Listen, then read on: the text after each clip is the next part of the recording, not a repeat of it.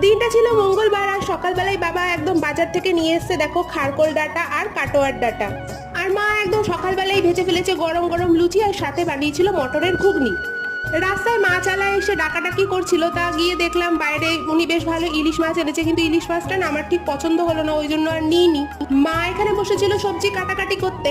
আর আজকে দুপুরে মা লাঞ্চে বানিয়েছিল হাঁসের ডিম। হাঁসের ডিমটা আমাদের উড়িষ্যায় পাওয়া যায় না। পটল ভাজা, খারকোল পাতা বাটা, এটা দিয়ে আমার পুরো ভাতটা খাওয়া হয়ে গেছিল। তো বিকালবেলার দিকে বাবা নিয়ে এসেছিল চিকেন। মা এখানে চিকেনটাই ধুচ্ছিল। চিকেনটা আনা হয়েছে মেনলি সন্ধ্যের সময় পকোড়া খাওয়ার জন্য।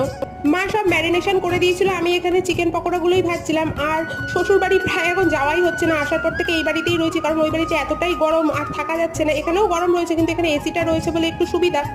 তারপরে পরেই বেরিয়ে পড়েছিলাম একটু মিষ্টি দোকানের উদ্দেশ্যে, কারণ এবারই ও বাড়ি দুবারির জন্যই মিষ্টি নিতে হবে। রয়েছে ষষ্ঠী, আর ষষ্ঠীতে মিষ্টি ছাড়া একদমই অসম্পূর্ণ। বাস ভিডিওটা পর্যন্ত, যদি ভালো লাগে চ্যানেলটা সাবস্ক্রাইব করে দিন, ভিডিওটা লাইক করে দিন।